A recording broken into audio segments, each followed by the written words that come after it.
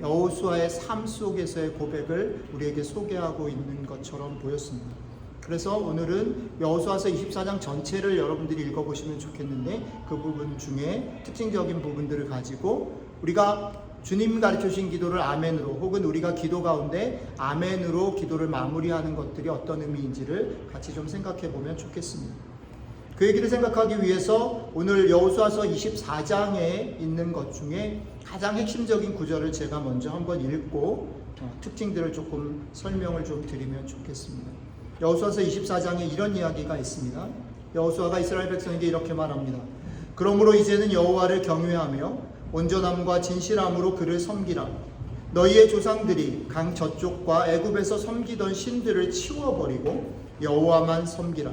만일 여호와를 섬기는 것이 너희에게 좋지 않게 보이거든 너희 조상들이 강 저쪽에서 섬기던 신들이든지 또는 너희가 거주하는 땅에 있는 아모리 족속의 신들이든지 너희가 섬길 자를 오늘 택하라. 오직 나와 나의 집은 여호와를 섬기겠노라 하니, 이것이 여호수아가 이스라엘 백성들에게 중요하게 얘기하고자 하는 핵심입니다. 제가 이 부분만 읽었지만 여호수아서 24장 전체를 보면 여호수아가 이스라엘 백성들에게 마지막 설교를 하는 것 속에는 제가 볼 때는 크게 세 가지 특징들이 있습니다. 그 세 가지 특징들의 중요한 키워드는 뭐냐면 선택이라는 겁니다. 선택. 너희는 선택하라 라는 겁니다. 그런데 첫 번째 중요한 이 선택의 특징 중에 첫 번째는 뭐냐면, 이스라엘에게 요구하는 여호수아의 선택은 너희가 선택할 만한 능력이 있거나 헌신이 있거나 열정이 있기 때문에 선택하라라고 자질이나 능력과 성품을 물어보지 않는다라는 겁니다. 여호수아가 물어보는 건 너희가 얼마나 열심히 있니? 너희가 얼마나 하나님을 잘 따랐니? 너희가 얼마나 하나님 앞에 순종했니를 물어보는 것이 아니라 오로지 선택할 건지 아닐지를 물어봅니다. 심지어는 여호수아의 말 속에 이런 말들이 계속 담겨 있어요. 너희가 강 건너 저쪽의 신들이든지 너희 조상들이 섬기던 신들이든지 아니면 지금 가나안 땅에 들어가서 새롭게 만나는 신들이든지 너희가 어떤 신들이든지 너희가 원하는 것들을 선택할 수 있다라고 말합니다.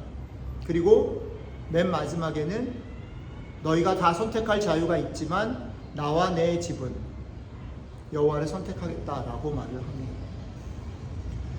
두 번째 선택의 특징은 뭐냐면, 이 선택, 여호수아가 지금 말하는 선택이라는 것은 한 번 선택함으로 끝나는 일이 아니라는 겁니다. 이 선택은 평생 동안 계속해서 반복해서 갱신되어지는 것을 말합니다. 이스라엘 백성들이 그랬고, 이 선택의 얘기가 처음 시작되는 창세기 12장 아브라함을 하나님이 부르셨을 때 아브라함과 하나님의 관계 속에서도 아브라함의 삶의 곳곳에서 순간순간마다 이 선택은 새롭게 갱신되었습니다. 그러니까 지금 여호수아가 이스라엘 백성들에게 선택하라라고 말하는 건 지금 한번 내 앞에서 우리는 선택하겠습니다 라고 화답하는 것, 아멘 한번 하는 것으로 끝나지 않고 이것은 평생 동안 우리들의 삶에서, 이스라엘 백성들의 삶에서 반복되어질 것이다 라는 특징을 두 번째로 가지고 있습니다. 그 다음에 세 번째 특징은 뭐냐면, 선택은 지금 이 선택의 요구를 듣고 있는 모든 사람들이 다 해야 하는 것입니다. 예외 없이. 하나님의 백성 되는 것은 매 순간마다 아멘으로 화답하며 선택하는 것입니다. 모두가 선택해야 하나님의 백성으로 갱신될 수 있습니다. 자, 그런데 놀라운 특징 한 가지는 뭐냐면, 그 선택이 결국은 하나님의 부르심 앞에 반응한다라는 면에서는 다 똑같지만 그 선택이 다 역할마다, 위치마다, 수준마다 다 다르다라는 겁니다. 그렇기 때문에 재밌는 건 뭐냐면, 앞에서 선택하라라고 얘기하는 여호수아에게는 그 선택은 한 가지지만 그 선택의 요구를 듣는 사람들 한 사람 한 사람은 다 그 선택해야 되는 이유가 다르고 동기가 다르고 또 선택의 내용이 다르다라는 겁니다. 이건 여러분들이 마음속에 잘 담아주시면 좋겠습니다. 목사인 저는 저에게 하나님께서 말씀하시는 어떤 선택을 주일 설교마다 예배 가운데 여러분들에게 선포합니다. 그런데 이 설교를 듣는 여러분들은 제가 자주 말씀드리는 거지만 목사인 저에게 주신 하나님의 말씀에 반응하는 것이 아니라 선택을 요구하는, 저를 통해서 하나님께서 선택을 요구하는 이 시간 속에 여러분들의 삶의 선택은 무엇이고 내가 선택할 이유가 있는지를 물어보셔야 된다는 겁니다. 여러분들의 선택의 이유는 다르고 동기도 다르고 여러분들이 선택해야 되는 내용도 다르다라는 겁니다. 제가 계속해서 우리 2024년 디딤돌교회를 위한 기도를 제목을 말씀을 드리면서 자주 말씀드리는 게 그거죠. 디딤돌교회가 여기에 속해 있는 사람들이 한 사람도, 심지어는 방문하고 하루를 지나고 떠나는 사람들조차도 여기를 손님처럼 지나가지 않았으면 좋겠습니다. 여기에 있는 사람들이 이 교회가 내 교회인 것처럼, 하나님께서 나에게 주신 교회인 것처럼 내가 있는 자리에서 내가 있는 색깔과 속도로 나의 부르심에 반응해서 교회를 같이 세워갔으면 좋겠습니다. 그게 2024년 디딤돌교회를 향한 기도 제목입니다. 그 말이 이 말과 상응합니다. 분명히 교회에는 다양한 사람들이 존재하고 그 다양한 사람들이 각각의 부르심을 가지고 그 부르심에 반응함으로 교회는 세워져 간다라는 겁니다. 그러니까 여러분들은 여러분들에게 주어진 부르심을 찾아야 하고 그 부르심에 반응해야 된다라는 겁니다. 어떤 사람은 쉬어야 되는 게 부르심일 수 있어요. 어떤 사람은 지금 적극적으로 다른 사람들을 섬기고 나서야 되는 것이 부르심일 수 있어요. 어떤 사람은 지금 찬양 인도를 하고, 어떤 사람, 저는 지금 여러분들과 설교 말씀을 나눕니다. 각각의 있는 자리와 속도와 색깔들이 누구 한 사람에 의해서 무시되거나 한 색깔로 모아질 수 없습니다. 여러분들의 각자의 부르심과 여러분들의 색깔과 속도가 회복되어질 때에 우리는 건강한 공동체를 이루어서 하나님 앞에 공동체적으로 아멘으로 화답할 수 있다라는 것입니다. 자, 이 세 가지 특징들이 여호수아 24장 속에 여호수아가 이스라엘을 향한 고별 설교 속에 담겨져 있는 커다란 특징들입니다. 자, 이 특징들을 개별적으로 조금 더 살펴보면서 오늘 얘기들을 조금 끌고 갔으면 좋겠습니다. 첫 번째 얘기는 여호수아의 이 지금 이스라엘 백성들을 향한 부르심의 얘기, 너희가 선택해야 된다라고 하는 이 얘기는 사실은 여호수아서에만 특별히 나타난 특징이 아니고 아브라함, 창세기 12장에 아브라함을 처음 부르신 사건에서부터 사실은 구체적으로 드러난 패턴입니다. 하나님께서는 먼저 하나님을 찾았던 사람들을 찾아서 만나시는 게 아니고 아무 생각 없이 그냥 자신의 삶을 살아가던 아브라함을 먼저 찾아오셨습니다. 사실은 아브라함 사건 속에서 명확하게 시작되었지만 이것은 아담과 하와로부터 시작된 구약의 모든 얘기 속에 다 있는 얘기입니다. 아담과 하와가 하나님 나 만들어주세요, 하나님 나 하나님의 형상으로 만들어주세요 라고 먼저 얘기했기 때문에 아담과 하와를 지으신 게 아니죠. 하나님은 그냥 진흙을 가지고 하나님이 소원하셔서 하나님의 형상으로 아담과 하와를 먼저 만드셨습니다. 그죠? 노아와 마찬가지고 뒤에 일어나는 모든 에녹이든 모든 신앙의 인물들이 그랬고 그것의 중요한 패턴이 등장하는 게 아브라함의 모습입니다.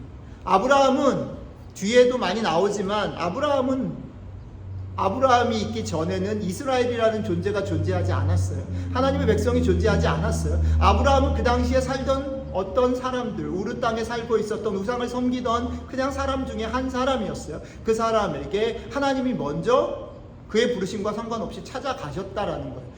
항상 성경에 하나님과 언약을 맺고 선택을 요구받는 백성들은 그들이 자질과 그들의 열심을 가지고 하나님을 먼저 찾은 것이 아니라 하나님이 그들을 먼저 찾아오셔서 부르셨어요. 그리고 하나님은 그들을 찾아오셔서 부르실 때에 그들이 충분히 훅 될 수 있는, 그 부르심에 응답할 수 있는 그들 나름의 이유들, 조건들을 가지고 설득하십니다. 그런데 다른 사람들이 볼 때, 객관적으로 볼 때 그 조건들이라는 것은 사실은 잘 안 보여요.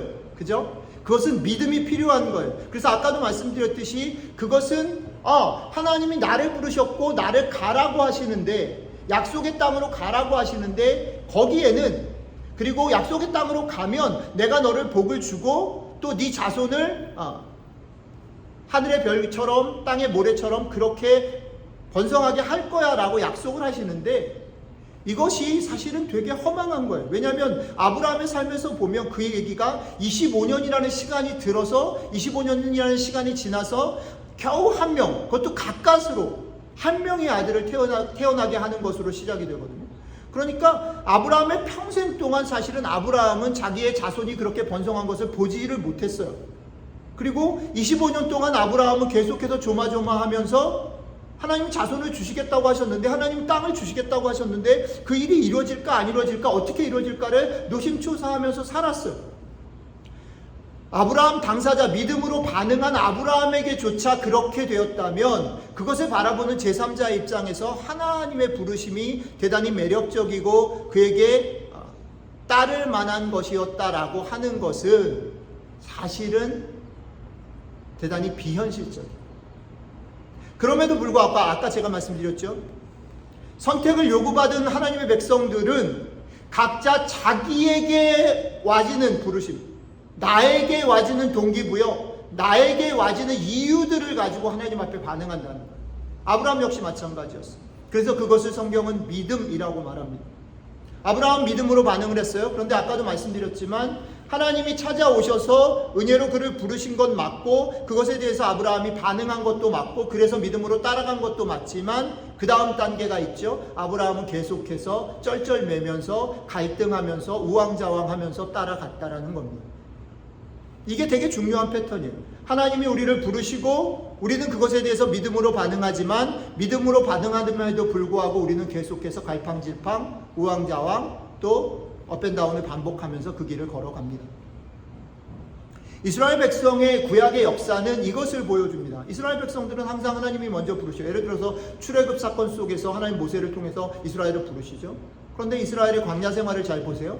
계속해서 업앤다운을 반복하는 삶입니다. 사사기 어떻습니까? 사사기 마찬가지죠. 왕이 되었을 때 마찬가지죠.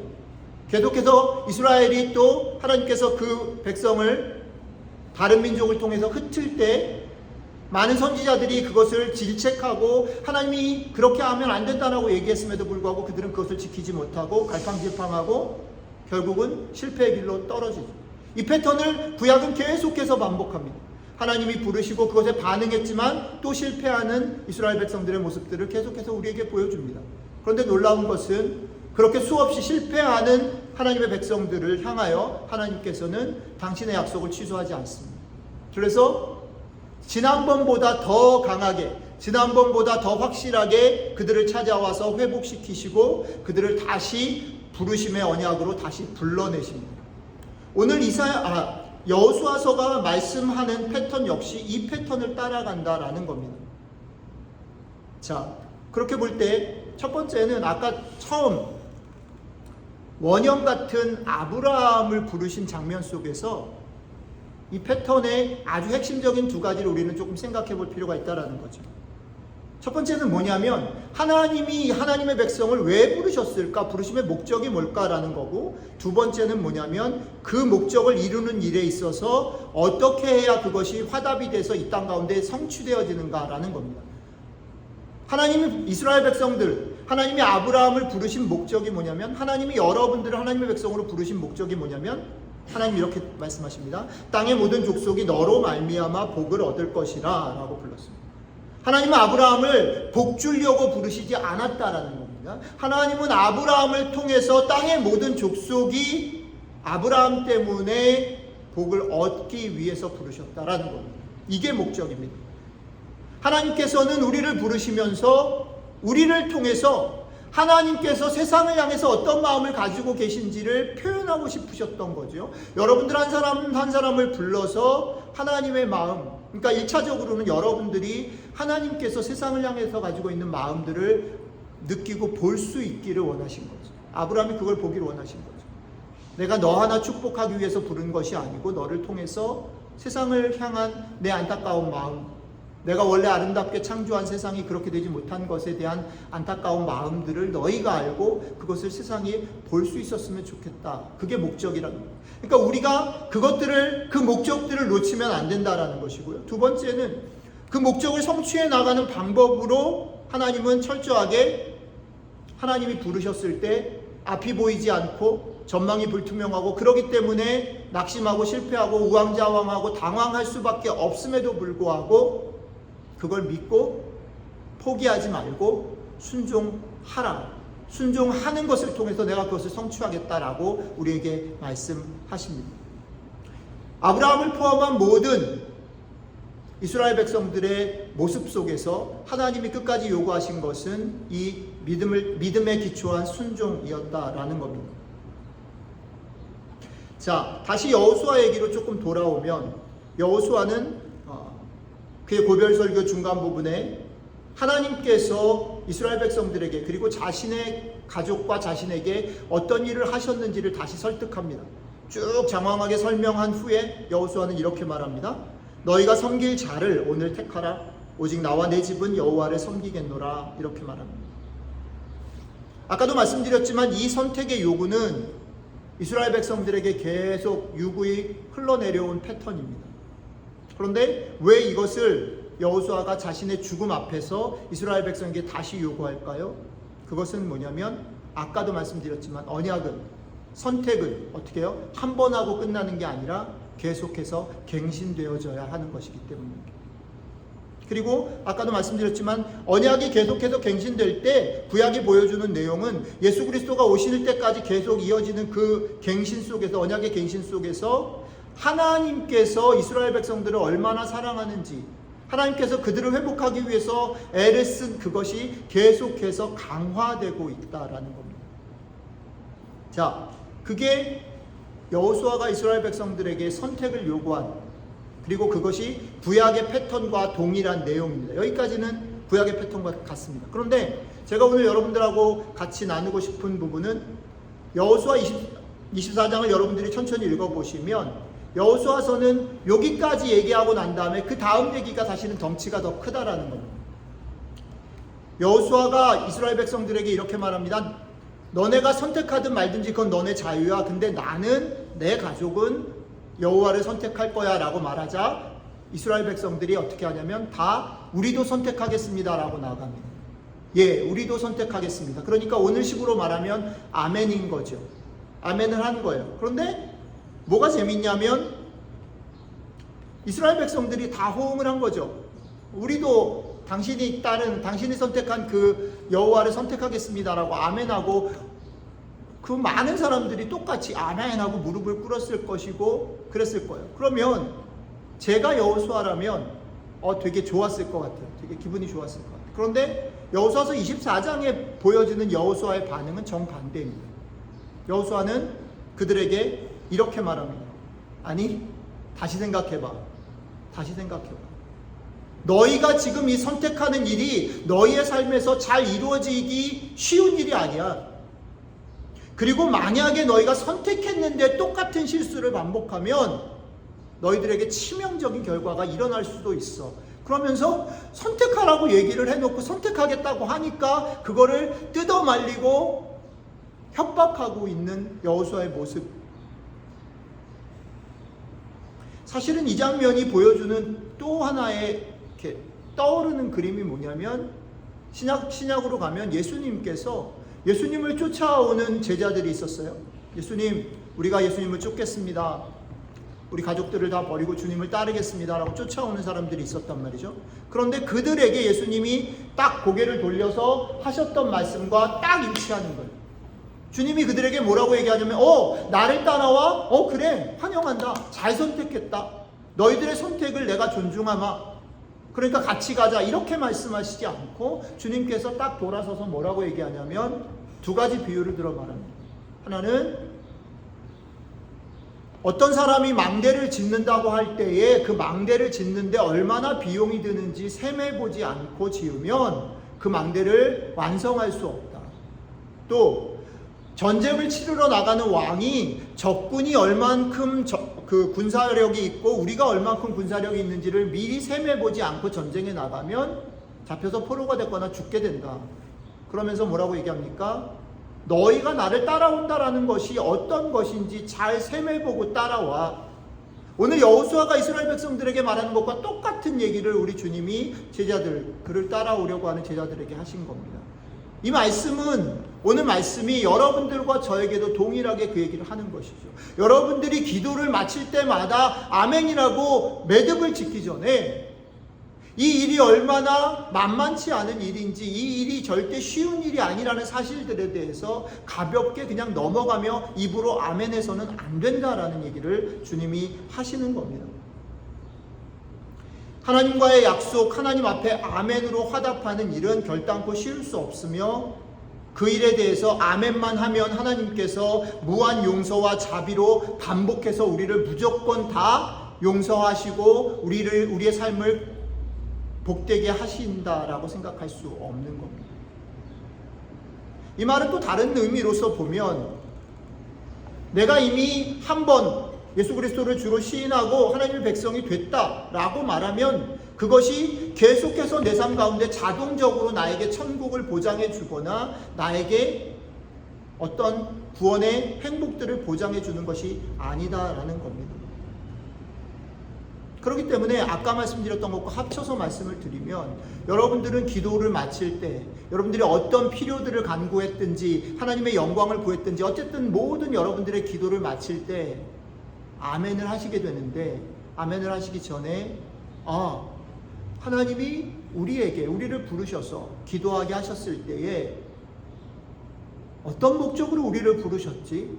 나는 그 목적을 정말 이해하고 있는가?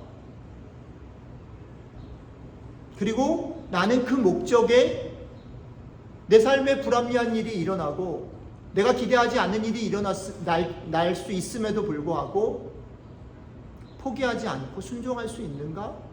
라는 질문을 던지면서 그거에 아멘이라고 반응하셔야 된다는 겁니다. 그 말이 우리가 매 순간마다 우리의 삶 속에 하나님의 부르심에 대해서 순종하는 일을 갱신한다라는 말인 거죠. 그렇게 강조해서 너희가 지금 하나님을 선택하는 일이 그렇게 간단하고 쉬운 일이 아니야, 그럼에도 불구하고 할래? 셈해 보고 와서 따를래? 라고 말을 할 때에 이스라엘 백성들이 여전히 그렇게 순종하는 거죠. 그런데 그 다음에 또 한 가지 재미난 일이 일어납니다. 본문 가운데 보면, 그래서 이스라엘 백성들의 그 약속을 받고 여호수아가 아까 화종사모님이 읽어주신 그 본문에 따르면 이스라엘 백성들과 하나님 앞에 이제 언약을 체결합니다. 그죠? 언약을 체결하고 그렇게 하는데, 언약을 체결하고 난 다음에 장면이 뭐냐면 이렇게 됩니다. 그 사람들에게 주어진 땅, 그들이 살아야 되는 곳, 그러니까 그 중에 어떤 사람들은 강 건너, 그러니까 요단강 건너기 전에 세 지파 반은 이렇게 땅을 받았죠. 그러니까 거기로 돌아가야 됩니다. 또 이쪽에 땅을 받은 사람들은 자기가 받은 땅으로 돌아가는 거예요. 여호수아가 그 사람들을 다 그 땅으로 돌려보냈다라고, 언약을 체결하고 난 다음에 돌려보냈다라고 되어 있습니다. 어떻게 보면 목사님 당연하지 않나요? 같이 모였다가 그냥 흩어져야 되는 거 아닌가요? 라고 쉽게 생각할 수 있어요. 그런데 이 말은 제가 볼 때는 대단히 중요한 의미를 갖는다라고 생각합니다. 마치 우리가 같이 모여서 예배를 드리고 주일을 보내지만 이 주일 예배가 마치면 우리는 우리들의 삶의 자리로 갑니다. 그러니까 아멘이라고 고백하는 것, 하나님을 선택하는 순간순간에 언약을 갱신하는 일들은 어디서 진행되어지는 겁니까? 어디서 현실화되는 겁니까? 여러분들의 삶의 자리에서 현실화되는 겁니다. 그 자리가 어떤 사람에게는 아이를 키우는 자리일 수 있고, 어떤 사람에게는 공부를 하는 자리일 수도 있고, 어떤 사람에게는 직장 생활일 수도 있고, 어떤 사람에게는 병상에 그냥 누워서 무기력하게 시간을 보내야 되는 어떤 시간일 수도 있어요. 어쨌든 간에 여러분들의 삶의 자리로 다시 돌아가서 거기서 하나님을 선택하는 일들이 계속 이어져야 한다라는 겁니다. 구약 이스라엘 백성들에게 하나님은 그들의 삶의 자리에서 이 언약을 계속 갱신하기 위해서 율법도 주시고, 또 여호수아가 그 언약을 같이 맺고 난 다음에 산과 그 자연물들을 증인으로 세워서 이 언약을 체결하게 되는데, 우리들의 삶에서도 마찬가지죠. 하나님과 약속을 체결하고 난 후에 하나님은 우리에게 여러 가지 모습으로 어떻게 지켜야 할지 말씀을 주시기도 하고, 때로는 기도로 응답을 해주시기도 하고, 때로는 주변의 증인들을 통해서 우리를 격려하기도 하시면서 갑니다. 그런데 우리가 잊지 말아야 되는 건 뭐냐면, 우리에게 주시는 하나님의 말씀, 묵상, 기도, 우리의 신앙생활 모든 것은 그것 자체가 목적이 아니라는 거지요. 그것은 도구입니다. 무엇을 위한 도구입니까? 우리의 구체적인 삶에서 우리가 언약 백성으로 하나님께 반응하면서 살도록 하는 도구입니다. 그런데 우리들의 신앙생활에서 종종 이게 뒤바뀐다라는 거죠. 뒤바꾸는 거는 되게 쉽습니다. 왜 그러냐면, 왜 뒤바꾸는 게 쉽냐면, 여러분 잘 생각해 보세요. 특히 목사인 저는 그렇습니다. 제 삶에 난감한 일들이 있어요. 제가 감당하기 어려운 일들을 종종 만나요. 그러면 습관에 따라 몸에 붙어 있는 게 뭐냐면, 그것이 잘못이 아니라 익숙하게 기도하러 갑니다. 하나님 앞에 매어 달립니다. 그런데 점점 더 발견하게 되는 건 뭐냐면, 하나님께 매어 달리는 일을 열심히 하면 좋은 목사라고 생각했고 좋은 신앙이라고 생각을 했는데, 시간이 지나고 살다 보니까 하나님이 요구하시는 것은, 오케이, 열심히 기도했으면 그 다음에 어떨 땐 해결 안 해주시는 거예요. 열심히 기도했으면 그 다음이 있는 거예요. 뭡니까? 열심히 기도해서 하나님이 우리 가운데 확신을 주셨거나 평안을 주셨거나 뭔가 기도의 응답이 있었다면, 그것을 가지고 어떻게 해요? 살아내야죠. 그런데 왜 기도하는 게 더 쉽냐면, 사실 쉽지 않지만 실제로 우리가 느낄 때 왜 기도하는 게 쉽냐면요, 살아내는 거는 시간도 걸리고 짜증나게 막 디테일들을 막 해야 되거든요. 기도는 그냥 하나님 앞에 딱 기도했어요 라고 얘기를 하면 마음에 좀 홀가분하죠.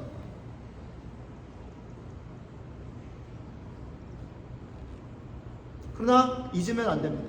이걸 바꿀 수 없어요. 우리가 하나님께 드리는 기도도, 우리가 하나님의 말씀을 받고 은혜를 받는 일도 무엇을 위해서 존재하는 도구입니까? 우리의 삶에서 그 치열하고 지난한 싸움들을 계속해서 할 수 있는 도구로 하나님이 주신 것입니다. 결론은 그것을 가지고 우리는 계속 살아가야 되는 거죠. 그런 면에서 지금 여호수아가 이스라엘 백성들에게 이 요구와 계약을 하는 것 속에 되게 재밌는 건 뭐냐면, 여호수아가 이제 떠날 때가 됐음에도 불구하고 이스라엘 백성들은 그 가나안 땅을 아직 다 정복하지 못했다라는 거예요. 가나안 땅은 계속해서 사실은 정복하고 살아가야 할 땅이지 다 완성되어져 가고 그들에게 주어진 땅이 아니라는 거예요. 여러분들과 저도 마찬가지죠. 제가 주기도문 몇 번째죠? 7번째, 우리 자신을 위한 기도 마지막, 악에서 우리를 구원해 주십시오라고 말씀을 드릴 때 말씀드립니다. 예수 그리스도로 말미암아 이 땅 가운데 하나님의 나라가 왔음에도 불구하고 예수님이 다시 오시지 않아서 우리는 그 이미와 아직 사이에 살고 있잖아요. 우리가 사는 세상은 누가 다스려요? 악이 다스려요. 그러니까 우리는 그 싸움을 완성될 때까지 계속 해야 되는 싸움을 살고 있는 거죠. 여호수아 얘기는 그렇게까지 해서 매듭을 짓는데, 마지막에 거기에 또 꼬리를 달고 있습니다. 조금 길죠? 그 얘기까지만 좀 살펴보고 마치도록 하죠. 맨 마지막에 꼬리로 달려져 있는 부분이 뭐냐면, 이런 구절이 있습니다. 아까 화종 사모님이 읽었던 부분에서는 꼬리의 내용이 뭐냐면, 그 사람들이 언약을 맺고 다 흩어졌는데 흩어진 뒷얘기 속에 갑자기 무슨 얘기가 튀어나오냐면, 야곱이 죽은 그 시체를 가지고 와서 장사를 지냈다라는 얘기가 나옵니다. 그리고 그 장사를 지낸 사건 뒤에 이렇게 설명합니다. 행하신 모든 일을 아는 자들이 사는 날 동안 그들은 여호와를 섬겼다, 이렇게 되어 있습니다. 잘 생각해 보세요. 하나님께서 이스라엘 백성들을 향하여 행하신 모든 일을 알고 기억하는 사람, 경험한 사람들이 사는 날 동안 그들이 여호와를 섬겼다입니다. 그리고 그 얘기랑 같이 뭘 소개하냐면, 조상들의 뼈를 묻는 장면을 소개하고 있습니다. 이게 뭔 얘기로 얘기를 하는 걸까? 사실은 영화로 보면 영화를 보면 이 맨 뒷얘기는 영화의 본편은 아니에요. 영화는 앞에서 다 끝났어. 그들이 언약을 체결하고 다 각 곳으로 흩어져서 열심히 사는 모습으로 영화는 끝났어요. 근데 영화 끝났는데 끝부분에 요즘에 이제 많이 쿠키 영상 뭐 이런 걸로 나오는 거예요. 쿠키 영상 같은. 쿠키 영상으로 뭐가 나오냐면 조상들의 뼈를 장사 지내는 모습이 나오면서 자막이 깔립니다. 행하신 모든 일을 아는 자들이 사는 날 동안 여호와를 섬겼더라. 이 쿠키 영상이 보여주는 메시지는 뭘까? 쿠키는 사실은 앞에 스토리를 다 얘기하고 난 다음에도 감독이 마음에 조금 하고 싶은 근질근질한 것들을 담는 거고요. 보는 사람들도 그 부분에 사실은 되게 뼈가 있다는 것을 알고 봅니다. 그래서 어떤 사람들은 마블 영화 쿠키가 맨 뒤에 나오는데 거기까지 못 참고 막 이렇게 사람들 이름 쭉 나올 때 그냥 나오잖아요, 극장에서. 나중에 보면 이제 뜬단 말이에요. 쿠키 봤니? 막 이러고. 마찬가지. 오늘 여호수아서 24장 쿠키 영상이 보여주는 내용은 이런 겁니다. 여러분들과 저 모든 사람들의 기억은 시간이 지나면 흐려지고 지워진다라는 것. 여러분들 잘 생각해 보세요. 하나님이 여러분들의 삶에서 함께 하셨던 시간들이 있잖아요. 그죠? 근데 맨날 그것만 딱 기억하고 또렷하게 기억하고 그것으로 힘내서 살 수 있으면 얼마나 좋겠어요. 근데 불과 몇 개월이 지나도 잊어버려요. 어떤 사람이 그러더라고요. 우리 몸은 그렇대요. 내 삶에서 안 좋고 힘들었던 기억은 오래 기억하고 몸이 기억해서 반응한다는. 근데 좋았던 기억들은 다 지나간다는. 그래가지고 트라우메릭하다라고, 트라우마를 경험한다라는 게 뭐냐면 우리 몸 자체가 그렇다는 거죠. 좋았던 거는 다 흘러가고 나빴던 거는 내 몸에 남아서 그 나빴던 일 비슷한 걸 연상할 수 있는 그런 상황으로 딱 들어가면 내 몸이 얼어버린다는 거죠. 마찬가지. 우리는 사실 그래요. 하나님이 우리의 삶에 참 많이 엄청난 것들을 해주셨음에도 불구하고 그것들 기억 못하는 거죠. 잊어버려요. 흐려지는 거예요. 그러니까 우리가 그렇다는 거예요. 우리가 사는 삶이. 그리고 우리가 그런 삶 속을 우리가 살아가는데, 그러니까 뭐가 남아요? 조상들의 뼈를 가져다가 묻는다라는 게 뭘까요? 여러분들 할아버지나 할머니 산소를 모시거나 뭐 납골당이나 이런 데를 가보셨으면 아십니다. 왜 그렇게 모시겠어요? 그것도 왜 가까이 자주 갈 수 있는 곳에 모신 것과 그렇지 않은 것에 무슨 차이가 있겠어요? 산소는 어떤 의미입니까? 기억하는 거죠. 그 장소에 찾아가면 그 일들과 그분과 나와의 관계를 기억하고, 지금 여호수아서 24장을 끝내면서 성경이 쿠키로 보여주는 것, 너희들의 삶에 하나님이 많은 축복을 했음에도 불구하고 너희들은 많이 잊어버릴 거야. 흐려질 거야. 그것을 알고 경험한 사람이 살았을 때까지는 하나님을 믿지만 그렇지 않을 거야. 그리고 이 말씀은 사사기에 바로 이어져요. 사사기 1장으로. 그런데 그것에 못 받기 위해서 뭘 하냐면 묘지를, 너희 부모와 너희 조상들에게 하나님이 이렇게 했어, 이것을 의지적으로 기억해 라고 장치를 심어주면서 오늘 얘기가 끝나고 있다라는 겁니다. 제가 조금 길게 여호수아서 24장을 어쨌든 제 식으로 설명을 드렸습니다. 여러분들 이것들을 가지고 집에 가셔서 혹시나 힘이 되시면 여호수아서 24장을 한번 다시 천천히 한번 쭉 요 순서를 따라 읽어보시면 좋겠습니다. 네 가지로 한번 정리를 좀 하고 랩업을 하겠습니다. 오늘 얘기를 정리를 하면 첫 번째는 이겁니다. 우리의 기도가 아멘으로 끝난다라는 말의 첫 번째 뜻은 우리가 하나님의 목적을 이해하고 그 목적을 다른 사람은 못 알아먹어도 나는 순종하겠습니다라고 선택을 하는 것이 아멘이라는 말. 자, 여기서 무조건 순종하라는 것이 강조점이 아니고 뭐가 강조점이에요? 하나님의 목적을 이해하는 것. 여러분들의 삶에 하나님의 목적을 이해해서 그것을 받아들이고 순종하는 것, 이게 아니에요. 두 번째, 그 순종의 선택이라는 것은 처음 예수님 만날 때 한 번이 아니고 우리의 삶에서 계속 어떻게 해요? 계속 갱신되죠. 그 다음에 세 번째는 그 선택은 어디에서요?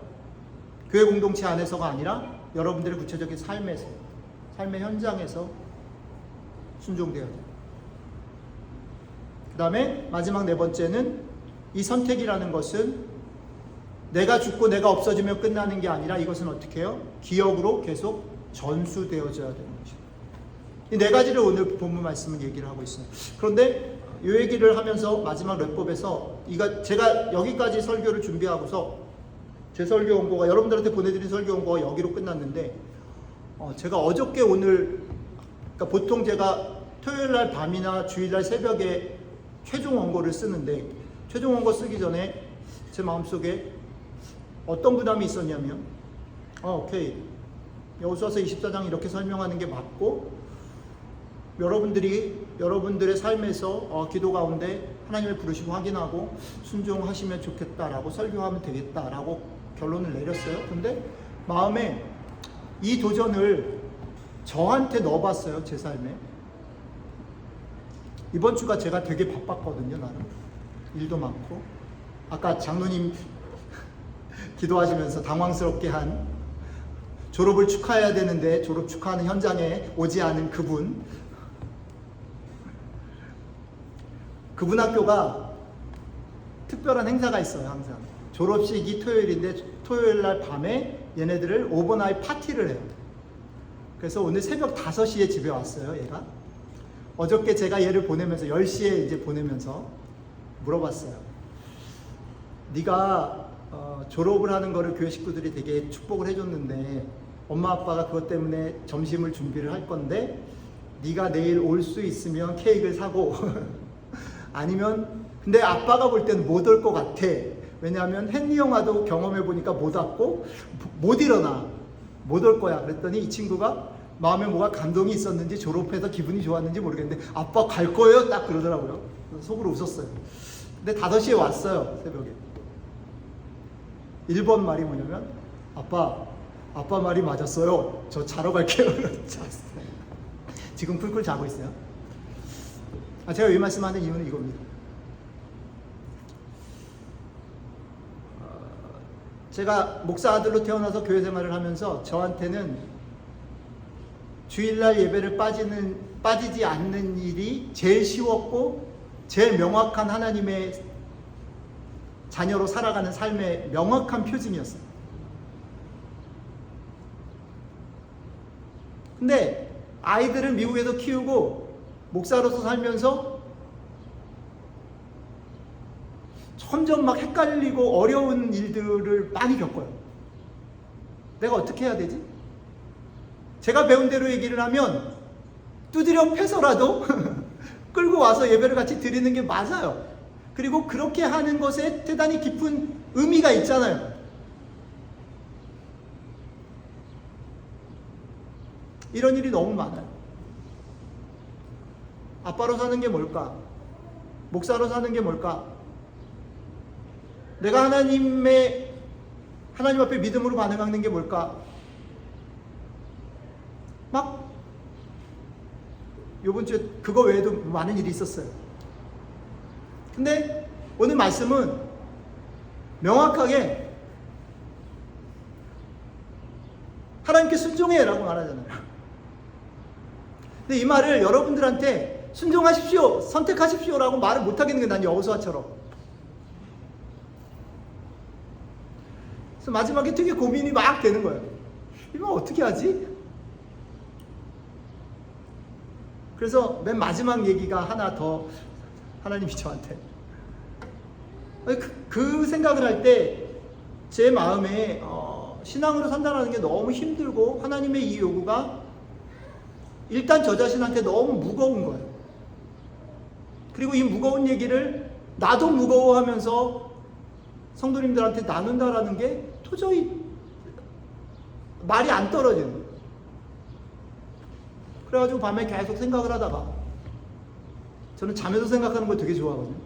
계속 생각을 하다가 새벽에 4시 반에 눈이 떴는데 하나님 주셨던 마음이 뭐냐면 이런 질문이었어요. 이 말을 이스라엘 백성들을 향해서 하고 있는 여호수아는 어떤 마음으로 이 말을 했을까?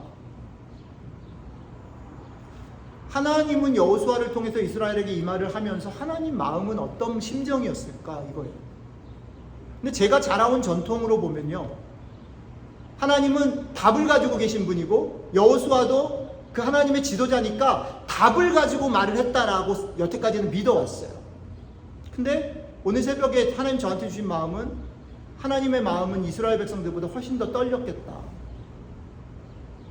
여호수아도 이스라엘 백성들을 보면서 대단히 안타까운 마음들이 먼저였을 것 같다라는 생각이 훅 왔어요. 그 안타까운 마음이 없이 만약에 이 얘기를 성도들하고 나누고 그렇게 살아야 됩니다라고만 얘기를 한다면 저도 이 말을 못 받을 것 같다 싶은 거예요. 근데 하나님이 그런 마음을 주셨어요. 여러분들과 제가 사는 삶 속에서는요, 수없이 반복되는 삶의 수레 속에서 온전하고 당당하게, 심지어 바울조차도, 너희는 나를 본받으라라고 말하는 바울조차도 자기가 당당하게 살았기 때문에 그렇게 말하는 것 같지 않아요.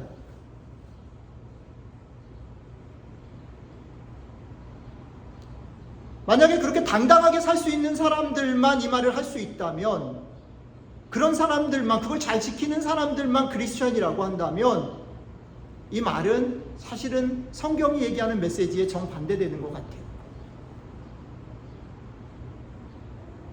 그런 면에서 저는 오늘 아침에 하나님의 마음을 좀 생각해 봤는데, 하나님이 이 얘기를 또 꺼내시면서 하나님의 심정들이 뭐냐면 혼내는 마음이 아니라 대단히 안타깝고 어떻게든 설득해 보려는 마음인 것 같다라는 생각이 들어 여러분들하고 그걸 좀 나누고 싶어요. 여러분들의 삶에 참 많은 일들이 있을 거예요. 이게 쉬운 일이 아니고 한 번 하고 끝나는 일이 아니라고 한다면 이건 정말 쉽지 않은 길을 여러분들은 같이 가겠다고 여기 있는 거예요. 그런 여러분들에게 하나님은 이렇게 말합니다. 힘을 내라는 거지. 너희들의 앞에 선배들도 갈팡질팡하고 이랬지만 내가 그들과 함께해서 그들을 인도해서 여기까지 인도했어. 이걸 좀 봤으면 좋겠어. 너희들의 삶이 여전히 비슷하게 힘들고 갈팡질팡하고 뭐가 답인지도 모르고 목사임에도 불구하고 이게 답인지 저게 답인지 부끄러울 때가 더 많은 그런 삶을 살고 있는 걸 내가 알아. 그런데 그럼에도 불구하고 내가 너의 손을 잡고 너와 함께 하고 있어. 그러니 다시 이걸 선택해 주지 않겠니? 라고 물어보시는 거죠. 내가 너희를 인도할 거야. 그러니 너희가 먼저 포기하진 않았으면 좋겠어. 힘을 내줬으면 좋겠고 너희들의 선택이 맞아. 오늘 여호수아의 이 메시지가 여러분들에게 그렇게 들렸으면 좋겠고 하나님께서 여러분들을 그렇게 격려하시면서 간절히 부르시는 소리로 들렸으면 좋겠습니다. 그래서 이번 한 주 여러분들의 삶 속에 또 수없이 많은 선택을 하게 될 텐데 그 선택이 또 새로운 부담이 아니라 또 새로운 기대, 또 새로운 소망이 되어지길 주님의 이름으로 축복합니다. 같이 잠깐 기도하겠습니다.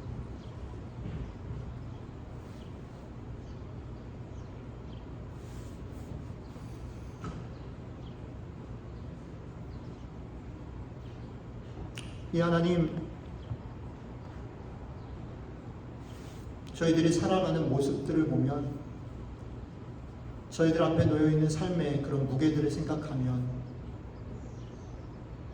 거기에 더하여 또 하나님을 선택하라는 이 요구가 저희들에게 정말 쉽지 않고 무겁고 답답하게 느껴질 때가 참 많이 있습니다. 그럼에도 불구하고 오늘 이 말씀 끝에 이 말씀을 요구하는 여호수아의 마음, 하나님의 마음을 한번 조금이나마 보여주셔서 우리로 하여금 그 마음 바라보면서 다시 한번 이번 한 주 살아가는 일에 용기 내고 소망을 가지고 이 선택을 할 수 있도록 불러주셔서 감사합니다. 우리 속에 계시는 성령님, 우리에게 다시 한번 이 주님의 마음을 조금은 느낄 수 있게 하시고, 그 마음 때문에 이번 한 주 우리의 삶이 조금은 가볍고 조금은 용기 내는 그런 삶이 될 수 있도록 함께 해주시면 좋겠습니다. 감사드리며 우리 주 예수님 이름으로 기도드렸습니다.